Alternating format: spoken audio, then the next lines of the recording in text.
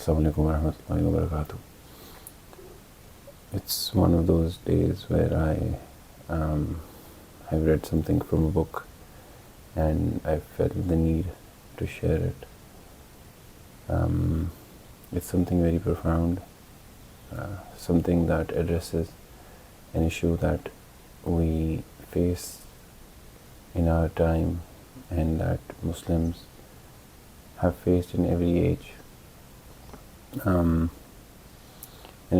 it struck me, it affected me a lot, and I thought I should share it with all of you people, because it's something that is the need of our time, for us to hear this and for us to really think about it. So I was reading this book by Abu Shama al Maqdisi, the name of which is كتاب الروضتين في أخبار الدولتين نورية وصلاحية. So the name of this book is very interesting because it translates to the book of the two roses in the news of the two empires, Nooriya wa Salahiya, Nuruddin Zanki's empire and Salahuddin Ayyubi's empire. So this book records the history, the events, and the biographies of two individuals and their empires, which is Nuruddin Zanki's empire, which was called the Dawlat al-Nooriya, and Salahuddin Ayyubi's empire, which is the Ayyubid dynasty or empire. And so Abu Shama al Maqdisi wrote this book, who was a Damascene Syrian scholar. And if I am to, give some introduction to this author, he was born in 599 Hijri and he died in 665 Hijri. One of the most prominent thing about him is his death actually, which is that he was killed by the Hashashiyun, and the Hashashiyun were a group of people that were feared across the Muslim world during that time period, during the 300-500 Hijri time period. And that is because the Hashashiyun were a subgroup of young individuals within this Shia Ismaili Batini sect that used to carry out suicidal attacks. And the way they used to do it was that they used to change their attire and present themselves in the form of another human individual, and then enter their enemies or whom they wanted to kill, their space, and they used to kill him. So these children of the Ismailis were raised from a young age. They were select few children they used to train to become a Hashashi, a suicidal person. And one of the major reasons why these people were feared across the Muslim world was what happened after they murdered Nizam al-Mulk, who was the vizier of the Seljuk Empire. And when what happened was that a Hashashi entered upon him in the attire of a Sufi, and when he got close to the vizier Nizam al-Mulk, who also started the Nizamiya Madrasa or school, whatever you want to call it, he entered in the attire of a Sufi, and he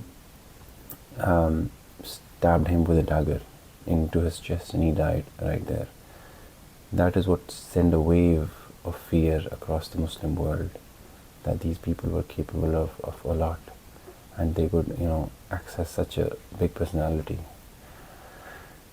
So Abu Shama al Maqdisi was murdered by these individuals, which is quite sad, but the topic of our discussion today is what I have read in the preface of this book, when Abu Shama al Maqdisi is writing the reason why he has written this book and why he has felt the need to write the biography of these two individuals and their life and the events that surrounded that time period, that 500 to 600 Hijri time period.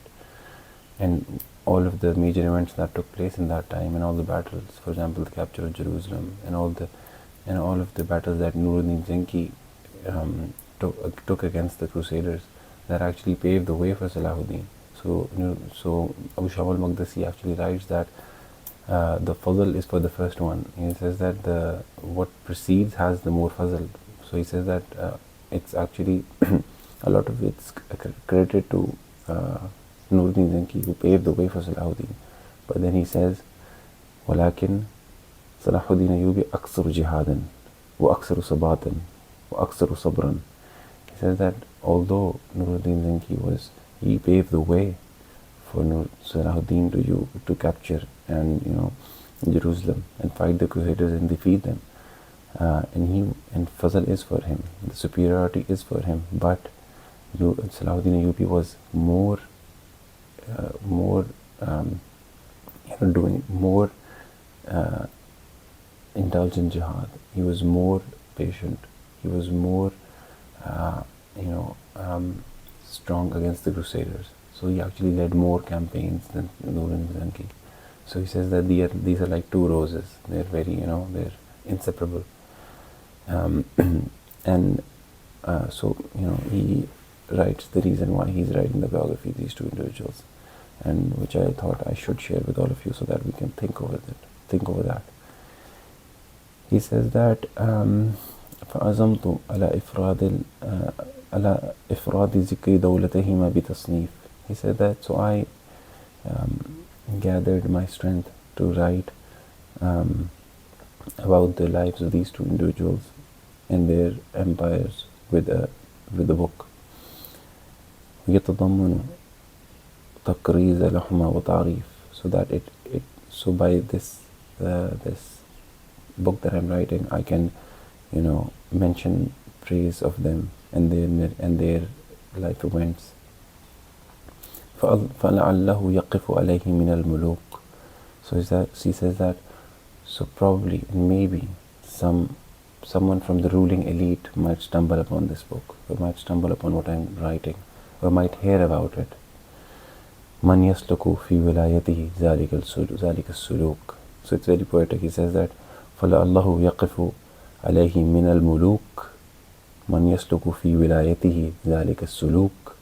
He says that, so I've written this so that maybe someone from the ruling elite might stumble upon this book, and then they might walk on the path of these two individuals. فلا أبعد أنهما حجة من الله على الملوك المتأخرين. He says that I do not deny the reality and the possibility that these two individuals, Nuruddin Zenki and Salahuddin Ayyubi, they are the hujjah, they are the proof of Allah subhanahu wa ta'ala on the muluk al-mutaakhirin, on the later rulers and the ruling elite and the ruling class, the sultans, the emirs, all of them. He says that they are the hujjah, proof of Allah subhanahu wa ta'ala. And what is this concept of proof and hujjah? It's what Allah subhanahu wa ta'ala says in the Quran, أَنْتَكُمْ شُهَدَاءَ عَلَى النَّاسِ, that you are proofs of people, that you are proofs upon people, that the Prophet is proof upon the people, and the people then would be the proofs upon other people, which shows us the perpetuation of the dawah of Muhammad sallallahu alaihi wasallam, that it's upon us to establish proof on people, just like how the Prophet established proof, so that we do not have any excuse on the Day of Judgment that we could not reach the message of the Prophet sallallahu alaihi wasallam, or that no proof were established on us, because proof is only established in the presence of information, and when you received it, then you cannot make the excuse that something did not reach you. So that is how proof is established. So he says that they are the hujjah, the proof of Allah subhanahu wa ta'ala on the muluk al-mutaakhirin, on the later muluk, the umara, the sultans, the ruling elite. They are the proof on these individuals. So he says that فَإِنَّهُمْ, and then he writes the real reason why he's saying that these two individuals, these two rulers, Nuruddin Zenki and Salahuddin Ayyubi, are hujjah of Allah subhanahu wa ta'ala on the muluk al-mutaakhirin, the later ruling elite, later in reference to the time of the Prophet ﷺ and the companions, the rightly guided caliphs. So he says that فَإِنَّهُمْ قَدْ يَسْتَبْعِدُونَ من أنفسهم طريقة الخلفاء الراشدين. He says that the ruling elite of my time and the time that surrounds my time, this later period of the life of Islam, and he's saying that in 500 Hijri, he says that they free themselves from the responsibility of following the path of the Khulafa al-Rashidun. And why do they, and how do they free themselves from the responsibility of following in the path of the Khulafa al-Rashidun? Abu Shama al Maqdisi states, فإنهم ويقولون نحن في الزمن الأخير. He says that, these individuals say, Abu Shama al Maqdisi is saying that these ruling elite, they say, we're in the later times now, and we do not have any capacity to follow the examples of the great Khulafa al-Rashidun and the people, trained by the Prophet himself. How can we follow them? We're so late. We're so far away from them in time and in space. We're so far away from them. Zaman and Makan, we're so away from them that, how can we follow them? We have no nazir, we have no similarity to them in any way. How can we? Times have changed, things have changed. We've come far away. How can we follow them? So he says that, then he, Abu Shama al Maqdisi refutes this and says that فكان فيما قدر الله سبحانه من سيرة هذين الملكين إلزام الحجة عليهم بمن هو في أصرهم ومن بعض الملوك دهرهم فلن يعجز عن تشبه بهما أحد. So he says that, so in what Allah subhanahu wa ta'ala has decreed in the seerah, in the life of these two individuals, Noori and Salahi and Salahuddin Ayyubi, and from what Allah subhanahu wa ta'ala has decreed in the seerah of these two individuals, Noori and Salahuddin Ayyubi, the responsibility or the hujjah has been established upon the people to follow them, because they, Noori and Salahuddin Ayyubi, are a proof, a living proof that that following the Khulafa Rashidun is possible, because they are two individuals who are living and doing that in fighting the Crusaders, in how they have managed to defend Islam, and how they have managed to stop the threat of the enemies.